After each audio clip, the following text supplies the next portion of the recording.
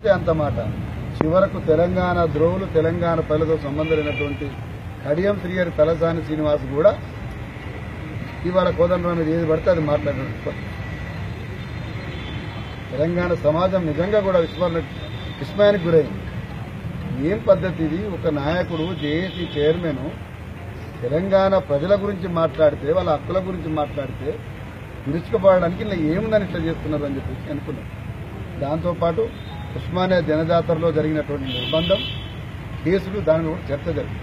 ఈ రెండు కూడా కలిసి రావడంతో దాంతోపాటు జస్టిస్ చంద్రకుమార్ గారు వారు కూడా అక్కడ పోయినప్పుడు ప్రజలకు సంఘీభావం ప్రకటించినందుకు చంద్రకుమార్కి ఏమరక రాజకీయాలు తెలియదు, ప్రజలు తెలియదు అని చెప్పేసి నాయన నరసింహారెడ్డి అంటే ఎవరు మాట్లాడితే వాళ్ళకి ప్రజల గురించి తెలియదు, తెలంగాణ ప్రజల ఆకాంక్షలు అంటే వీళ్ళ కేంద్రంలో మేము ఒక్కరమే పనిచేస్తున్నాం అన్నటువంటి ఒక అహంకారం ఎదురుదాడి చేసేటువంటి పద్ధతి ఏదో దీన్ని యావత్ తెలంగాణలో ఉన్నటువంటి ప్రజాస్వామికవాదులు, ఉద్యమకారులు ప్రతి ఒక్కరు ఖండిస్తున్నది ఇవాళ జరుగుతాం.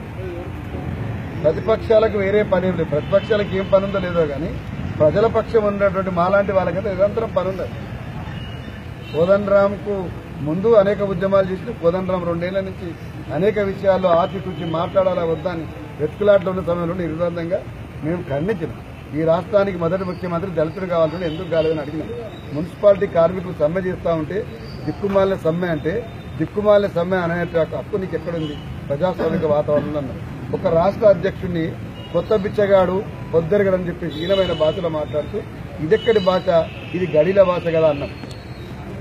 వారు అనలే. అయినప్పటికీ కూడా 2 ఏళ్ల తర్వాత రాష్ట్ర అవతరణ సందర్భంగా జరిగిన పుస్తకావిష్కరణలో చాలా సాఫ్ట్ గానే వారు అన్నారు. దానికే పెద్ద ఉరికి పడిపోయి ఏమో జరిగినట్టుగా మాట్లాడారు. ఇవాళ నేను ఒక్క మాట అంటా ఉన్నా, ప్రజల గురించి మాట్లాడటానికి సమయం సందర్భం అవసరం లేదు. మంచి మాటలో చెప్పుకోవాలంటే మంచి పని చేయడానికి ఏ సందర్భమైనా ఒకటే అన్నట్టుగా ప్రతిపక్షాలు ఇవాళ ఒక ఉద్యమ నాయకుడి మీద జరిగినటువంటి దాడిని వ్యతిరేకిస్తాయి, ఖచ్చితంగా ఖండిస్తాయి, ఆయన వెంబడి నిలబడతాయి. ఒక ఎంత దారుణంగా మాట్లాడతారంటే ఈ